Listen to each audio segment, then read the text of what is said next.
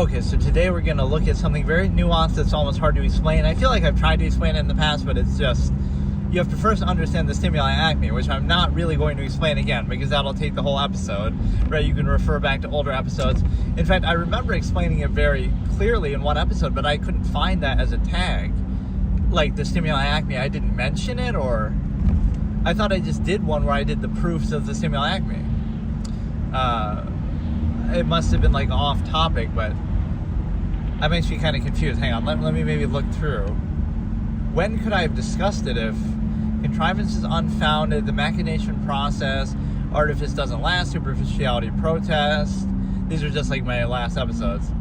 Conquer old fallacies. I must have just mentioned it sort of offhand, but some of the proofs of the stimuli acme, for example, basically just means the human obsession with sex and hedonism is the highest form of measure and expression that they know, the highest form of value that kind of rules them and controls them, and so it's the absolutist greatest enemy is the stimuli acme itself, which means the ways you can prove it are most profanity has to do with sex. Even if you're not thinking about sex, you don't know of any higher form of expression than that to say something sexually related, right? Even if it has nothing to do with what you're doing, you can't think. It's almost like saying God, right? Like, even if you don't believe in God or you're not thinking about that, you'll say, oh my God, or, you know, some appeal to that when you're kind of in disbelief, or something really good, thank God, or you're kind of, whether something really good or bad happens, right? You'll say that.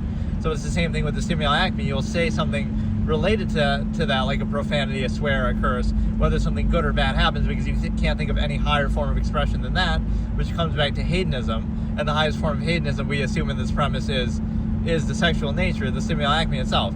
So once you understand that, that's one of the proofs of it, basically. Most humor has to do with it, comedy, most profanity has to do with it, most fiction has to do with it, a lot of life goals in society. Hey Cardboard, how's it going? A lot of other things, like pretty much everything has to do with it, even if, so that shows you the obsession with it. Oh, that was when I mentioned it. Okay, repression leads to obsession. I must have mentioned it in that area. Hey Johnny, how's it going? Tornado. There's no tornado, it's just what? It looks cloudy. Not bad. So once you understand the absolutist enemy is the stimuli acme, the obsession with sex, how it rules life, how it is pervasive in all areas, even if that would theoretically have nothing to do with it, right? It's that fixation, that's what controls people, that's how they're ruled, that's what they preconceive and project in every area. You'll see that a lot, like, oh, a guy and a girl have a conversation, and it's like, this is how social media would view it, or this is just how, oh, they must be, that's how I met your mother type moment, and you might think it's jokes, but it's like, there can't be anything else, right, on people's mind besides that ever in life, right? Out of 8 billion people on the planet, right, just there's nothing else that people are good for except for that purpose. So it's a obsessive thing, it's a fixation. Hey Gabriel, how's it going? So, okay, when we look at how does the absolutist combat the stimuli acme using Limerent siphons. So what is a Limerent siphon? This is like a fictional, I wrote this in like some of my short stories. It's like a fictional device. They could almost be like in a game or like a story, or like it's almost like a power, or it's like a mechanic in the game, right? Or something like that. That's not really how I mean it, but that's almost how I think of it being applied or being understood. You're kind of using the stimuli acme against itself. So you're saying you're in an era where the stimuli acme is preserved and it controls you too. So you play into it, right? Even though you're not, you're trying to end it, you're trying to combat it, but you use it as a motivating factor. So let's first define what is limerence. It's not a very commonly known word, but it basically is this infatuation or obsession or fixation on a person, right? Whether it be sexual, romantic in nature, or some other way.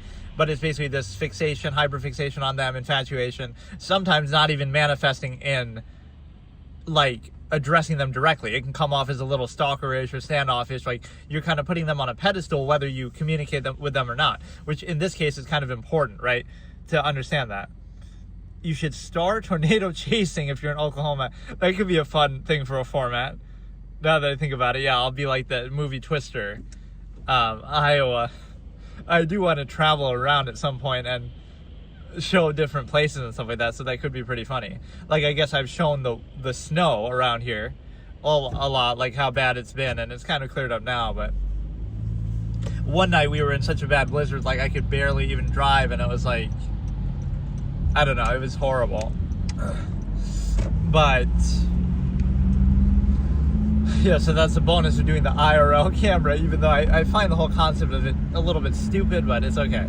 So yeah, limerence is that infatuation, fixation, hyper obsession with somebody, right? Putting them on a pedestal, kind of sexual in nature, but it doesn't really have to be sexual, and it's often not very hands-on. It can be done from a distance, it can be done from afar, it can be done sort of in a way, again, where you're putting them on a pedestal where they're not really that perfect or anything, right? But you make them out to be that. So now how does the absolutist use this as a weapon against the Stimuli Acme? Well, again, the Stimuli Acme shows, well, in this era of human civilization, you are ruled by the Stimuli Acme. It's preserved, it's present, right? But how do we use this now? How do we combat it? Do you say, oh, I'm going to be neutral, right? I'm going to be asexual. I'm not going to engage in that at all, right?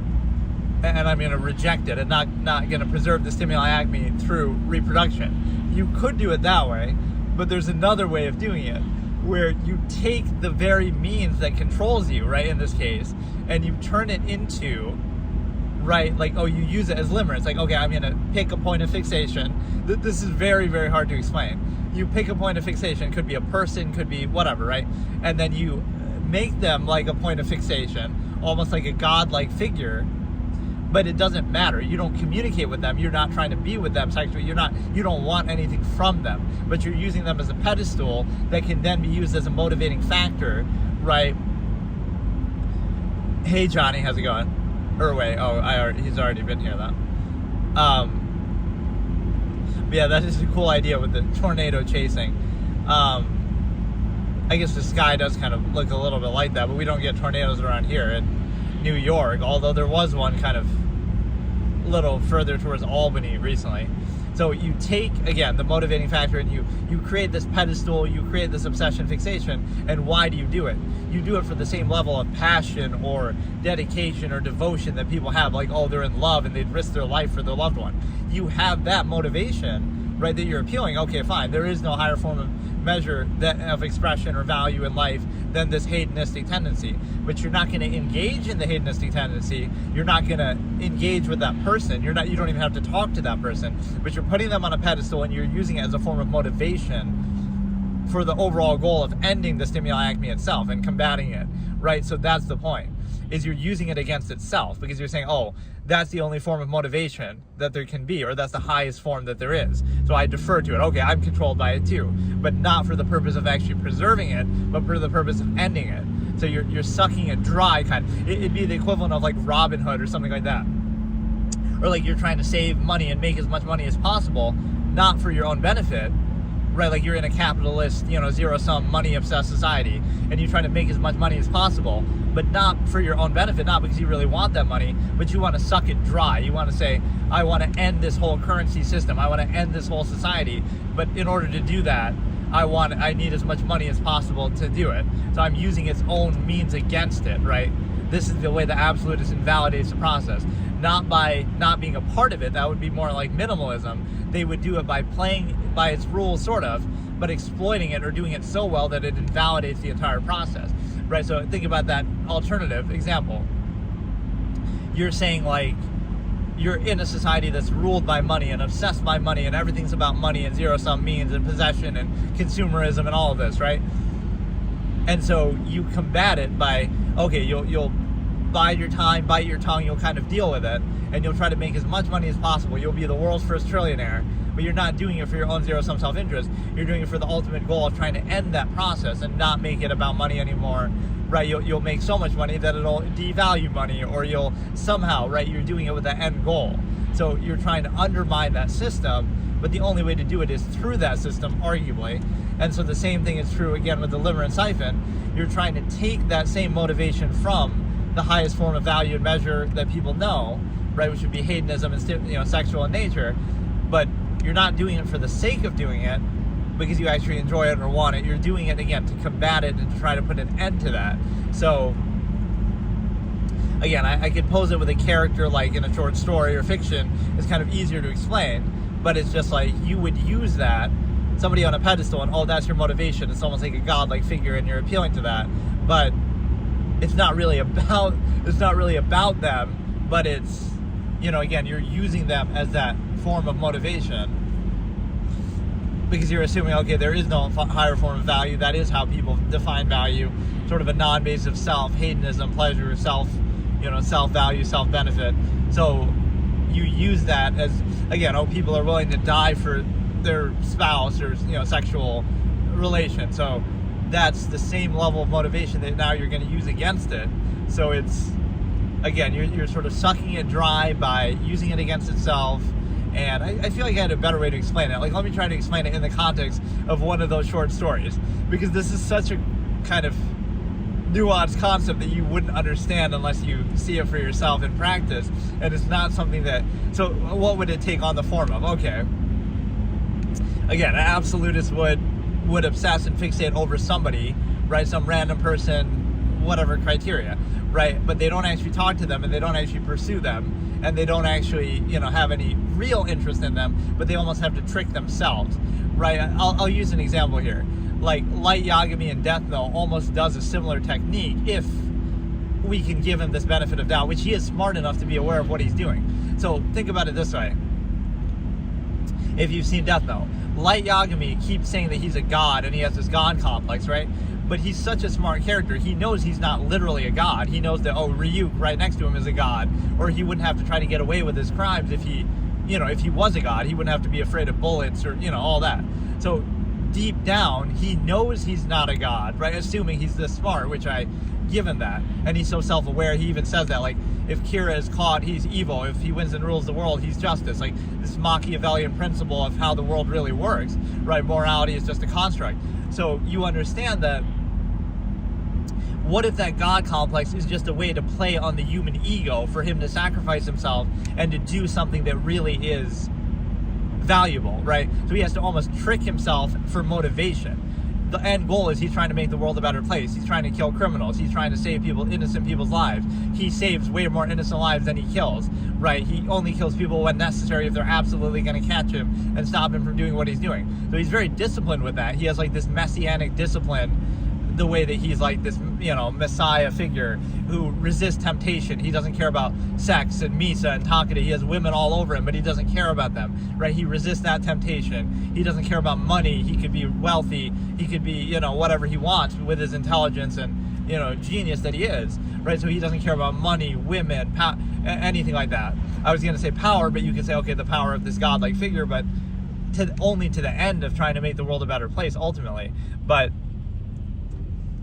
again, he resists those temptations. He, resists being lazy. He's working very hard to try to make the world a better place. He's maxing out his potential. He's kind of, putting his life on the line. He could get killed if he's caught, right? So he's doing all these things that make it seem like, wait a second, whether you think God complex or power or anything like that, the reality is, again, he's resisting lust. Like, let's look at 7 deadly sins, right? He's resisting lust because he doesn't care about Misa. He doesn't care about Takeda, even though they're all over him, right? He's resisting that. He's not about that. He's not obsessed with that. He's not focused on that, right? So he resists lust. He resists greed. He doesn't care about money. He could be wealthy. He could have a nice, luxurious lifestyle based on how smart he is and based on, like how Elle had money kept tucked away. And so he doesn't care about material things. He doesn't care about money, even though he's the world's greatest detective and he takes over for Elle, right? He lives in a little apartment and is, he's not materially focused, right? He resists sloth. He's not lazy. He's willing to put his life on the line. He's willing to, work super hard and put his whole life into being into this goal, right? What else? Like, envy. He's not really envious of anybody because he's, very confident with what he's doing and, just sure of himself and so capable, there's nobody to be envious of, right? Wrath, he sometimes has like this wrathful godlike thing where he's kind of, but he doesn't let it really get in his way too much. He definitely has pride and arrogance. And then what's the last one? Like lust, gluttony, envy, wrath, pride, sloth, greed. whatever. But the point is, he resists those temptations. So you become like this messianic figure, like you are becoming almost like a godlike figure in a way, because you're resisting all these human flaws and temptations that would normally control or inhibit people. So now you understand that, what if he was tricking himself that way? Like, he realizes that human beings are egotistical and they're controlled by that. So in order to achieve this goal and put his life on the line and focus on this so much, he would have to convince himself that he's a godlike figure, as if to justify it in his own mind. He would have to do that to almost give himself the motivation that, like, oh, it's this God complex that's motivating him. What if he's smart enough deep down to realize that, like, oh, he knows he's not a God, but he would have to do this to trick a person to motivate themselves to try to do what he's doing, right? The same way that people in the past have used religion as a pretense, like, oh, for certain things, like we're doing the Crusades or whatever it is. So he's using it as a psychological tool of motivation, because human beings are very egotistical and controlled by that sort of thing. So that's what he's doing as for the end goal of trying to improve the world and do that. So what if he was tricking himself ultimately, because that's what it would take to motivate him? So in a similar way, that was a very nuanced old school discussion I had about that, I think, before too. But so he's so smart that he's well aware of what he's doing, but he still has to trick himself to actually do it, because otherwise he might think like, oh, maybe I don't care then, maybe I'll just be lazy, maybe I just won't put my life on the line, right? You have to have like this absolute motivation. So in a similar sense with this Limerent siphon, you have the ability to recognize that, again, you would put somebody on a pedestal, you would obsess over them, fixate over them, but you're only doing it as a motivating tool, right? So you're not really about them, right? You don't really care about them. In fact, you almost avoid them, because then you'll see how imperfect they are. So you don't want that. You want the pedestal version that you're just using as an idol of the Stimuli Acme, an idol of this whole fixation and hedonistic thing that we value. And then what happens? We use that as a motivating factor, and you use that to accomplish any goal that you have, or like it's always in the background. So it's similar. It's kind of like, oh, you're doing this for your loved ones and for your wife, and oh, you would risk your life for them, and kind of the same effect as that, as the strong motivating factor, but without needing to actually associate with them at all. And so you're getting the best of both worlds. You can motivate yourself to any end, but you don't have to be held down or tied to that actual specific thing. So it might seem a little manipulative and exploitative, but again, in the context of this absolutist facing the Stimuli Acme, that's what it means. Like, you understand that that's what controls the era, whether it be money, right? You're trying to achieve money to destroy that capitalistic system, or in this case, you're trying to use, again, an element, the specter of the Stimuli Acme, to combat it and say, okay, I'm going to try to always hold this thing in a pedestal, right? And it's sort of projected the same way. You would say, it's a very, like, I'm going to tell it in a short story form. Okay, there's this character, right? Let's just call him J, right? Not even J like J-A-Y, but just his first initial is J, right? And so he's an absolutist character, and he's growing up, and he's in school, right? Let me try to do this, okay. And then he's not, it's just so hard to explain. So he's like not actually attracted to other people, right? He's asexual, whatever, but he latches on to certain people, and he obsesses over them and fixates over them, but he doesn't actually talk to them or doesn't actually pursue them. And then he uses that in the back of his mind as a motivating factor for whatever he's doing. Or so, oh, I'm doing it in the name of this, even this person, even if I am not actively pursuing them, right? And again, it could seem like a little stalkerish or obsessive or have that negative connotation, but that's kind of a deliberate thing that you're like, you don't care about the actual person because they're imperfect and flawed. You want this perfect idol of hedonistic, obsession that we define value by in society. So what that means is, so this character Jay, he motivates himself, and then he goes on, right, other parts of his life, but now he's always holding that in the back of his mind as a motivating factor. So now that'll give a certain level of passion or effort or something, right? You're holding out like a godlike figure that you'll always have. And so, right, oh, he's risking his life, but oh, he's doing it in the name of that person, or oh, he's which again just represents the hedonistic thing, but you specify it right for this purpose, put them on a pedestal. So then risking his life, or toiling so hard for this goal of combating the stimuli acme, of ending it in that era, of not preserving it. So it'll give that sort of crystallized focus and fixation and passion, right, playing into the same motivating factor that you're trying to defeat, right, that this obsession with sex and hedonism and the stimuli acme. So it really is something that deserves to be in a story. Like, you'd have to show it in practice for it to make sense, because it's very hard to explain. It's just like, I think I tried to explain it in one of these previous episodes too, but this one is like specifically about that. So again, you would be using that as motivation, and what people would see it as is, again, like either stalkerish, or you're an incel, or you somehow lack the ability to do that, but you don't really want to do it, right? It's a means to an end. So it seems very cold, but again, you're using the means of control in an era against itself. You don't really care about that. You don't really value that. But by completely dismissing it, you're missing out on what could be a powerful motivating factor. Because again, in the absence of any sort of absolute or meaning, otherwise you're saying, okay, this is what people actually live for. Like, you're kind of more aware of what people value than they are by not valuing it yourself. So like, oh, this is what people actually care about, even if they pretend they care about other things, like, oh, that's the highest form of value and expression that people know.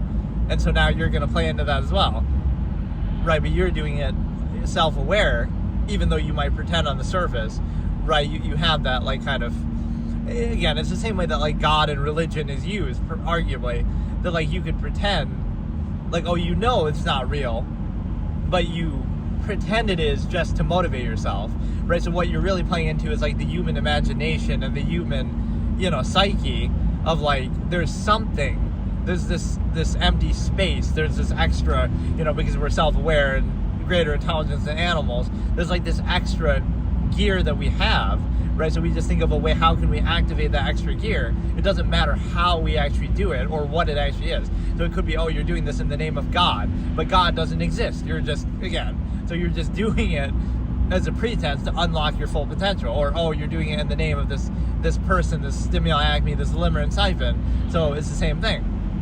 But no, I swear, this, like, deserves to be a game mechanic or some kind of almost superpower in a story. Like you would have to present it. This is how dumbed down our society is.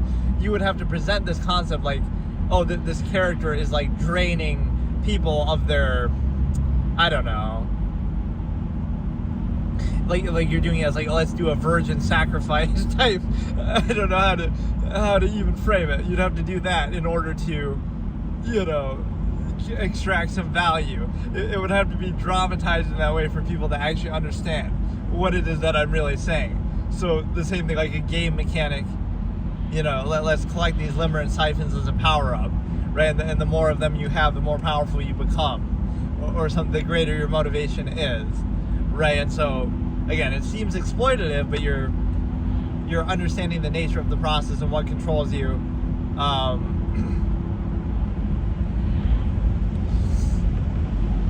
And in doing that, you're also constantly aware of that, what your enemy actually is.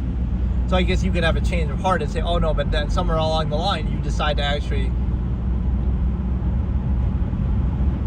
pursue that person for real and not combat the stimuli acme, but that wouldn't be the point of it.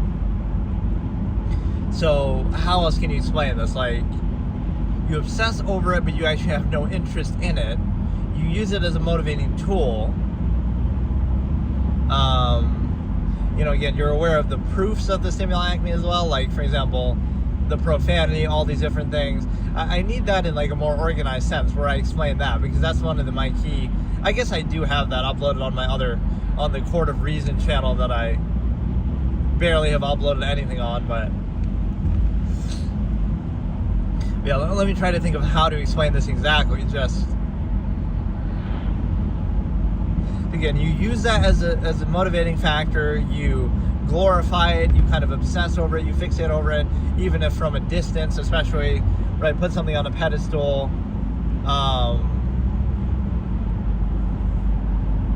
But but your end goal is actually to try to be free of the stimuli acme and to free others, make them aware, to end it, not preserve it. So it would be very deliberate. And so it's kind of like this thing that would make people uncomfortable, right? Like, oh, like you're somehow fake, or you're somehow... it's one of two things, right? How it would be projected or perceived by the general public or random people.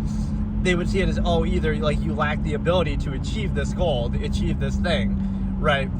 But you're not trying to achieve it, but you have to kind of almost trick yourself that, like, oh, you know, you do value it, but it's almost too good, right? It's almost too precious and too valuable that you don't want to sully it by pursuing it, or, you know, again, it's on a pedestal, so you don't want to actually see the reality of it. You just want to glorify it.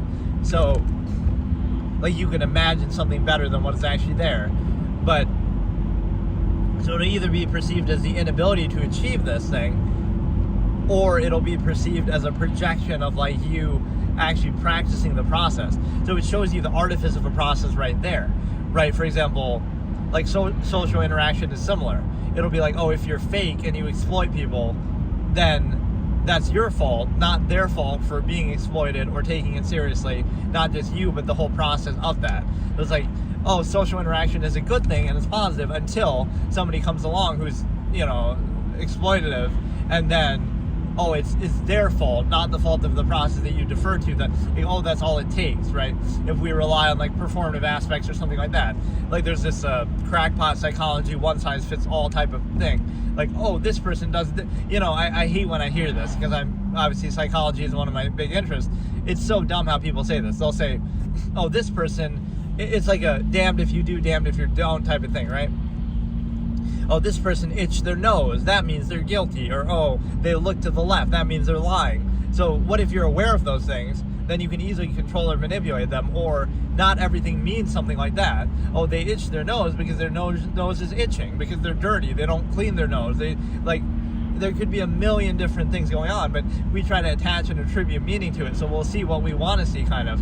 So you'll say, oh, this person's in a police interrogation room and they're very calm, so that means they're guilty, because, oh, why would you be so calm if you were innocent, right? But you could just be a calm person. Or, oh, you're panicked and nervous, that means you're guilty too.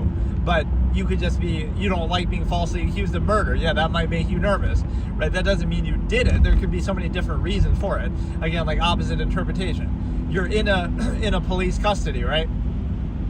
And, oh, you're really nervous, so does that mean you did it, or does that mean you didn't do it? Because, well, if you did it, you might be nervous about getting caught. But if you didn't do it, you're also nervous about being falsely accused, and under the circumstance that you don't want to deal with, right? So either way, you could be nervous. Or, again, if you did do it, oh, you're super calm. So that means you're calm. That means you did it because you're not reacting emotionally when you maybe should be. Or you're freaking out. Oh, that means you did it because you know you're going to get caught. But, like, so it could be either way. It's like...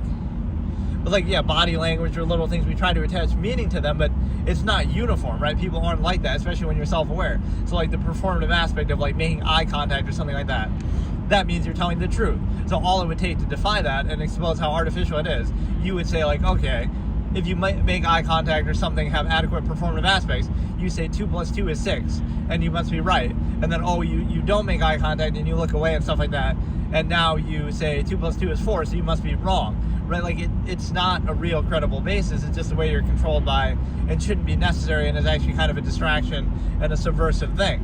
And so now, I like how people like the stream though, even if they don't hang around or stick around too long, right? They'll still like it or something, just as a nice gesture. Because again, this kind of content isn't exactly gonna be the type that draws the viewers in, but.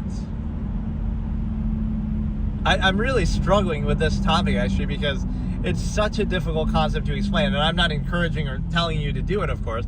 I'm even posing it like in a fictional way to try to explain what it is.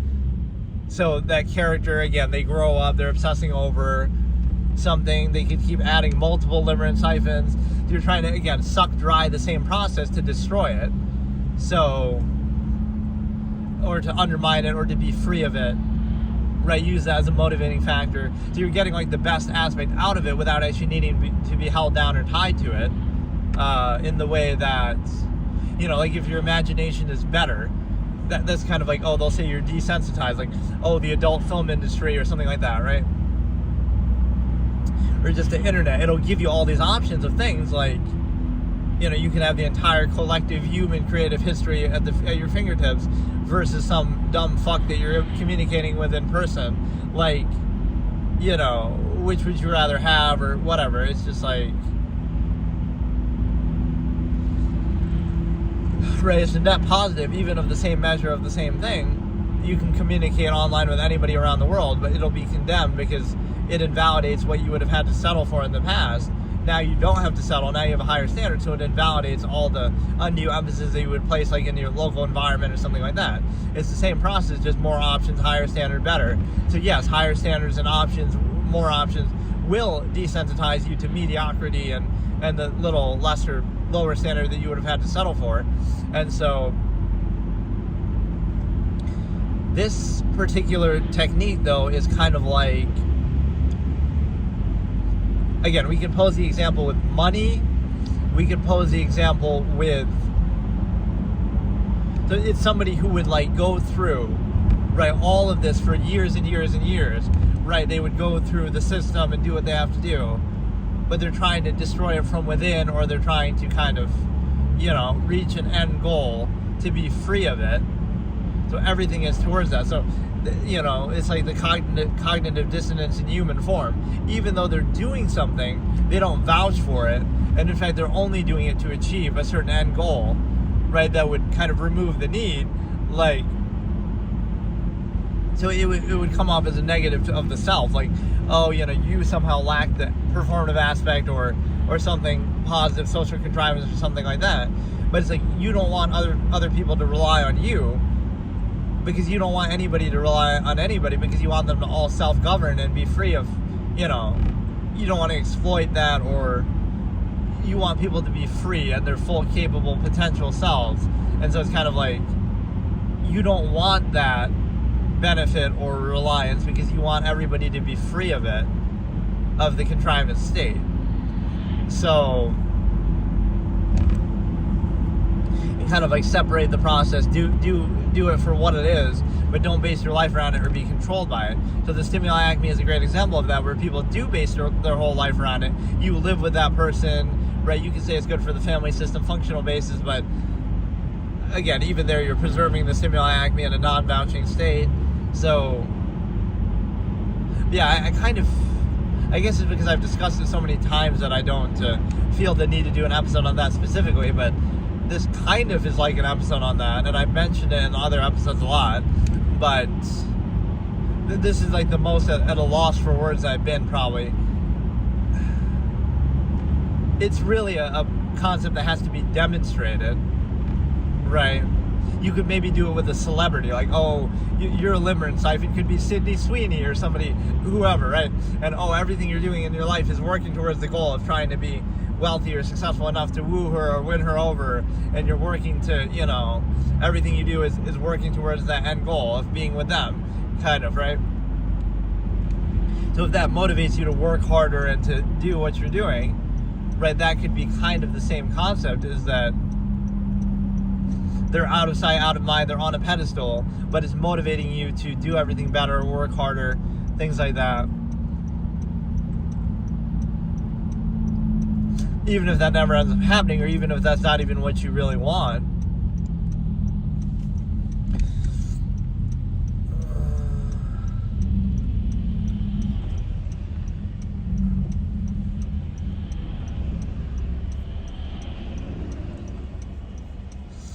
But yeah, that guy's idea was pretty funny. Go become a tornado chaser, which I don't know if I really would want to do that, but it wouldn't be that bad. Like, if you understand like the general pattern of movement, it's like you're not going to ever be that close to it. So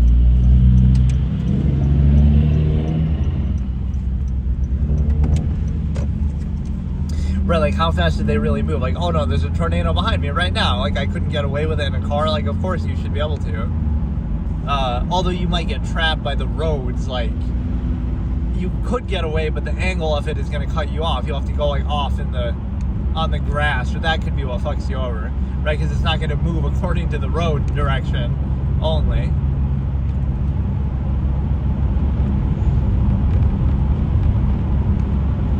Yeah, I've been like a blizzard hunter, I guess, lately, or like a whatever.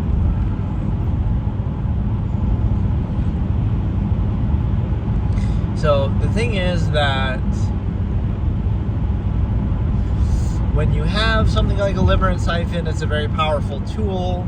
You try to play the stimuli Acme against itself, which both demonstrates the obsession with it, but it also shows the awareness and artifice of it, that like it's nothing more than animals engaging in you know, it's nature's way of inspiring reproduction. So everything is a process, and if you're aware of the nature of the process, that makes it less desirable, or you know, then people wouldn't take it as seriously. So imagine you're actively aware of that. Like, what you're doing is nothing more than what animals do all the time to reproduce, and it's nature's way of being inspiring reproduction, and it's, you know, you're being controlled by that. So if we personify that and we put it to the test, and if you're actively aware of that, it's not even that you shouldn't engage in it, but you wouldn't obsess over it and base your whole life around it. That's a tool of gratification to control people, like, oh, it's love, it's meant to be, it's a soulmate. That's just a way to control you and make you think it's your own idea, to limit it to one person, or to, again, even obsess over it so much.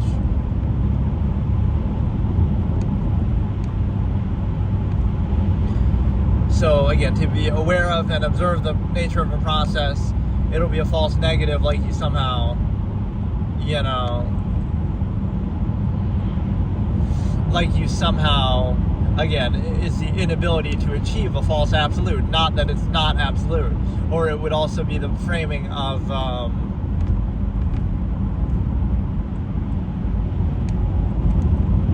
like just projecting that, oh, you are interested in it the same way that anybody else would be, but you can't see past that. You can't be aware of the larger process, right? To be aware of it is not to be above it. Like, you can't see the big picture.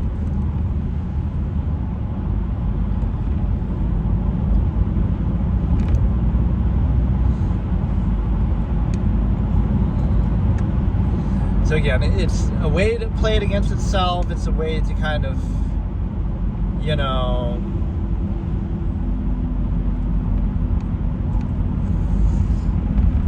play it to the highest form of and measure of value. It's a way to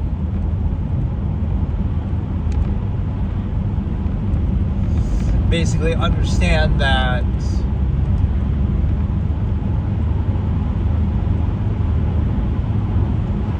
that is how people are controlled, but they're not seeing it for what it is. You kind of bypass their critical thinking. Emotion is rational insistence upon the self, right? So people, it's kind of ironic. People want to see themselves as something more than animals, but in the process, they actually end up being something less, because it's like, oh, animals don't obsess over it. Animals don't have rituals and like some big thing that they make out of it and base their whole life around it, and, you know, are kind of slaves to it. They just do what they need to do and be done with it. So you're more obsessed with it than animals are. So you're something less than an animal, right? It's like a primitive state. The animal will just do this basic act in nature and just do it, right? They'll just do it. But instead you'll base your whole life around it, and you'll struggle for it, and you'll have conflict and drama and, you know, all this kind of up and down emotion and, you know, rituals and all this kind of thing. So you're more obsessed with it. You're more fixated on it. You kind of overextend your whole life into it. And it demonstrates the fact that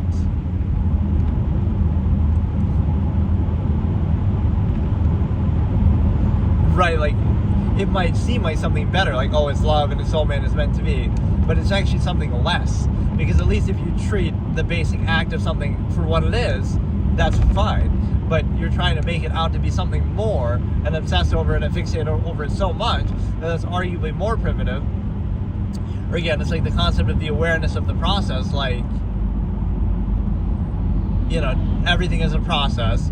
And if you're aware of it, it somehow invalidates it or makes it a bad thing. So the solution is just don't think about it or try to overcompensate for it. The problem with that is the fact is the process is still there.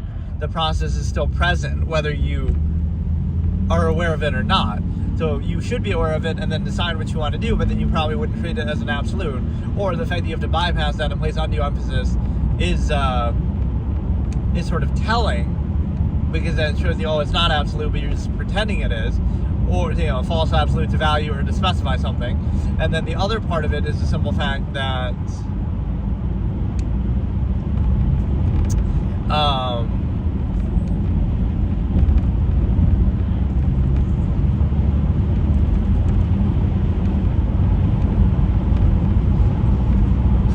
you know, so the objective conclusion would just be that you wouldn't treat it like something more than what it is. You would just treat it for what it is.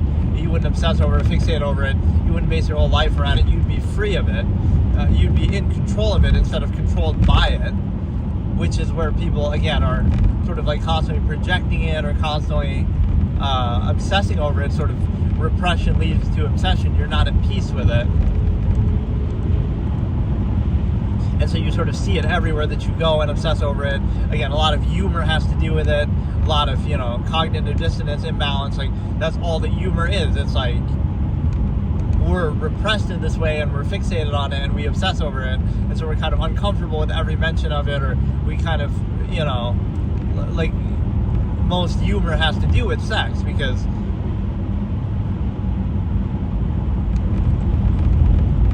you know, or again, just in general, we care so much about that. Like, we'll fix it, oh, this celebrity had a nip slip on TV, or, oh, you know, it's such a big deal.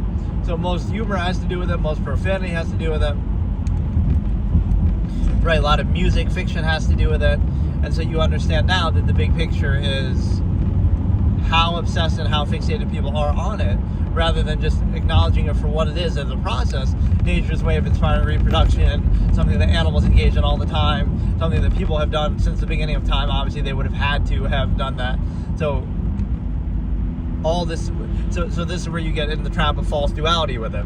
They're like, oh, it's glorified, like, oh, it's soulmate and it's love and it's meant to be and it's such a positive thing and it's the meaning of life, right?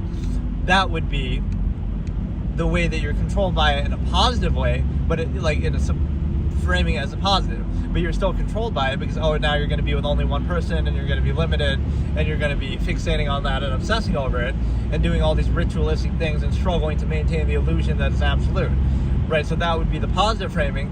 The negative framing would be like, oh, you can't do it in certain ways, or, oh, that makes you a label, like, oh, you're promiscuous, or, right, you're doing it in the wrong way and stuff like that.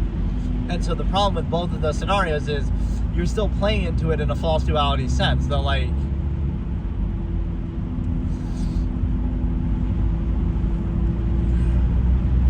right, you just wouldn't care either way, but it's like, whether it be positive or negative undue emphasis, it's still an obsession with it, right? Like, oh, it's love and it's meant to be and it's the biggest thing in the world, or, oh, it's terrible and it's a horrible thing to do and how could you possibly do that?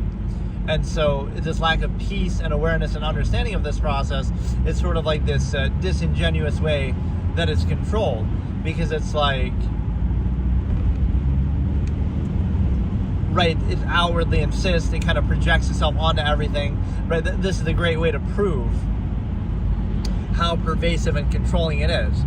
Even the person using the Limerent siphon, or the neutral minimalist who has no interest in it, or asexual person, it'll be projected onto them, and then, oh, it's their job, this fallacy of permission or justification. You would have to justify that it doesn't apply to you, that you're not interested in it. But why do you have to justify that? Why is that projected? Based on what? Why do you get to do that, right? So it's like, right, it's like you're guilty until proven innocent of being an adherent to the Stimuli Acme and a slave to the Stimuli Acme. Like, why do you have to justify that it doesn't apply to you when it's so pervasive and people are so obsessed with it that it's projected on everyone regardless of anything, and even the form of it? Like, you have to practice it in the contrivance terms. It can't just be like, oh, it's just some disposable process that you could just do half-assed hedonism, or you could just do whatever. So it's like, it doesn't have to be glorified or made out into a big deal. It's just, yeah, that's projected in all ways, and then it kind of conflicts with amalgam theory there. But yeah, the point is, this is the most important concept in all of my discussions, would be not the Limerent siphon part, that's just one small part of it, but the Stimuli Acme itself is like, if one thing gets taken out of all my discussions, that would be the one that you have to do, because it's such a clear basis, and it shows you that people are controlled by it, and yet sort of willfully controlled by it. And again, it's a non-basic self form of value that this half-mass hedonism is taken on, that you have, it's nothing more than the stuff that, the stuff of animals, but it's something even less than the stuff of animals. Again, nature's way of inspiring reproduction, because what it does is it takes that, and you base your whole life around it, and you're fixated on it. So imagine you look at that from an objective perspective. Like, you're literally basing where you live, who you live with, your whole lifestyle, your goals, everything on that, on the pleasure of sexual stimulus. That owns your whole life. That's all there is. That's the highest form of measure and value that you know, right? So you're a slave to your own pleasure and hedonistic desires. And you might think, oh, that's somehow, this is kind of the good contradiction. You might say, oh, that's somehow more elegant. Look, you're married, and look, you're like this, right?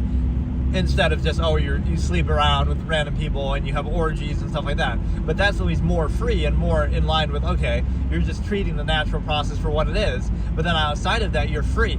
You're not obsessed with it. You don't care about it. You're living in a nudist colony. Not everything is about sex, right? You do what you need to do with it, but it doesn't rule your whole life, right? This is the repression leads to obsession, right? Oh, you're nothing more than an animal who wants to engage in this hedonistic act. But then if you just do it and treat it like that for what it actually is, in truth, in reality, now you're not obsessed with it anymore. So now the rest of your life, you can be free. You don't have to live with another person based on the Stimuli Acme. You don't have to base your whole life around it. Your finances, your living space, everything like this. You don't have to do that, right? Now you understand it's actually the opposite. By not being free with it, by, again, repression leads to obsession, now you are so obsessed with it and so fixated on it that you base your entire life around it. Again, whether it be living with them, whether it be splitting your finances down the middle, whether it be anything else that you do, right? The amount of struggle and sustenance that you do to keep up the illusion of that false absolute, to specify it to the one person, that is the comical kind of interpretation that you have. Again, the minimalist or the absolutist, right? Let's pose it the three ways, right? The minimalist, the absolutist, and the half-mass hedonist, which would be, again, the person that I was just describing. So, who's kind of controlled by it and obsessed with it. So, the minimalist, let's say, would not engage in sex at all and wouldn't care about it. They just don't care about it, right? So it just doesn't matter, and they might take care of it themselves, let's say. Or, again, they would have minimal to no interest and don't care about it at all. Right, or it could be like a nudist colony, like it's just a body part. It's just a natural thing. It's just what it is, right? There's no special emphasis placed, so you wouldn't base your life around it and obsess over it. You might do it for the sake of doing it. You might remove the need to do it. Again, take care of it yourself, or just don't even, it's just not even of interest to you, right? So you would just be neutral and not care about it, right? So again, that could take on the form of nudist colony. It's just the body. You're at peace with the body, your natural naked body. You don't have to place any special emphasis on it. Right, you don't have to hide from it, censor reality. You don't have to do that. Right, so you kind of remove the need. You have no interest. It's not important to you. Then the absolutist could engage in orgies and, treat it for what it is. Do it to the full. You're totally free. You're totally uninhibited, and that's it. So now that would sort of invalidate the half-mass state as well, because, again, the way that the absolutist would push it to the limit and do it like, as much as possible, or do it in the fullest form, uninhibited form. So now compare both of those scenarios to the half-mass hedonist, and it's sort of hard to reconcile, because what you understand and what happens is a simple fact that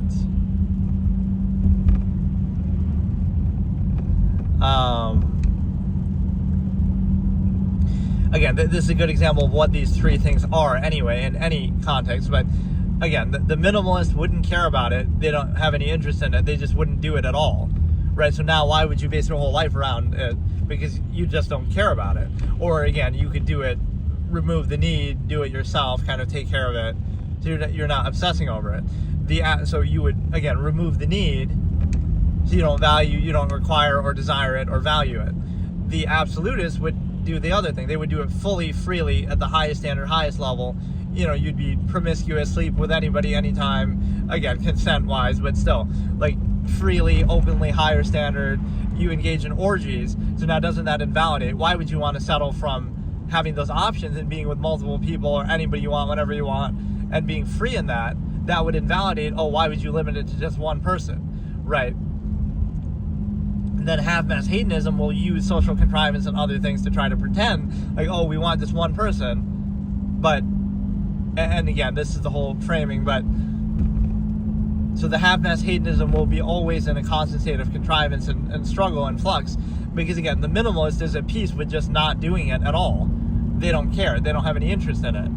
Or the absolutist would do it to its fullest form, and therefore be at peace with it, or not be controlled by it, right? Because you're doing it to its fullest form, so now why would you limit it and say, okay, I want to be with just one person, when you have orgies and all of this? So you would treat the process for what it is, do it to its fullest, right? It's kind of like anything in life. You'd say, oh, that desensitizes you to blank, right? Oh, adult films or again, orgies or something like that. Yes, it'll desensitize you to being a half-mass hedonist and obsessing over it and wasting your whole life around it and limiting yourself to only one person. It would. Having options, standards, and higher quality of something does indeed invalidate you to a mediocre, limited scope of something, right? But right, it's like, oh, the internet will desensitize you to social interaction or your local environment, but maybe it should, because you can do everything you could do, everybody you could communicate in your local area, you could still do online, but then including everybody else on the whole planet. It was the same thing, just better, more options. Or it's also like, oh, you'll say desensitize like dating sites. So it gives you the same options you would have had before, but then more. So it's the same process, but we're not placing undue emphasis on it anymore. But that reveals more and more the nature of the process. So the undue emphasis you place in a social way is very arbitrary. So again, the half-mass hedonist would obsess over, fixate over, limit themselves, right? Constantly struggle with that limitation that's posed as a false absolute. So it's kind of ridiculous, because right, nowhere here is anybody saying like what you should do, but you look at the two examples. Either don't do it at all, in which case you're not controlled by it because you don't care, or do it to its fullest and its true, uninhibited, free, full, highest standard, highest form, right? Do it to the utmost without any restriction, no repression, so therefore no obsession. And then you would invalidate any sort of half-mass reduction or obsession, because you're just doing it for what it is. You're just doing it to its fullest. And so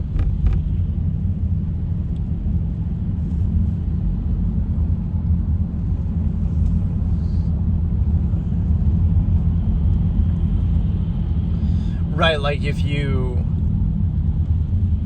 do the same, it's kind of like a celebrity, let's say if you're rich or something, right?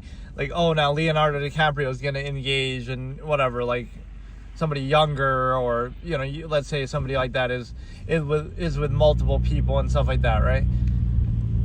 You might condemn it and say, oh no, but that's a bad thing. You can't date somebody 20 years younger than you, or oh, it's a bad thing to be with all these different people, right? But if you had the option to do that, you might want that too, or you're only condemning it because you don't have that option. So it's like a gratification net for trying to say, oh no, it's not that you just don't have those options, but you would love it if you did, and the average person doesn't. It's that, oh no, you don't want it, and you're pretending like you don't want it just because you can't have it, or you don't have it, or it's, again, easier to control if you don't do it. And so what it means is the simple fact that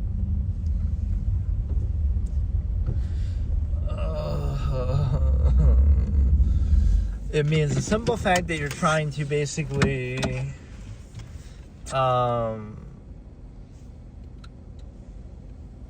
again, do something fully, freely, uninhibited. So again, the highest quality of something, highest form of something would invalidate the half-mass reduction of it, because that relies on, like, again, if you could be with anybody on the planet at anytime you want, let's say you had that option, whether it be because, oh, you're wealthy and successful and people are doing that, right? So you're the richest person on the planet and you can be with anybody you want at any time, right? Would you then restrict it to one person if you had that option? Right now, it doesn't serve the same purpose. But that kind of shows you the tool of control that contrivance can be. That, like, oh, this construct of marriage or something like that, it only works or only feels necessary at the low level of a mass, lowest common denominator of people. But like you have the option to be with anybody at any time. Now you might prefer that, right? You have the freedom to do that, but you pretend to desire something just because you're forced to do it, or that's the more immediate option. So it's glorified and gratified, but the reality is it's nothing more than a construct to control you. So that's like, again, would you still do the half mass reduction of what you're doing in any capacity if you had the option to do something better? So you pretend to desire and glorify and gratify what you're doing, get gratification from what you're doing. That's because you're forced to do it or you don't have another option. But if you did have another option, or if you did it at the highest level by the same measure, same standard, you did it at the highest form of it, you would invalidate, or again, people would say desensitize to what you're doing now, right? You're limited to it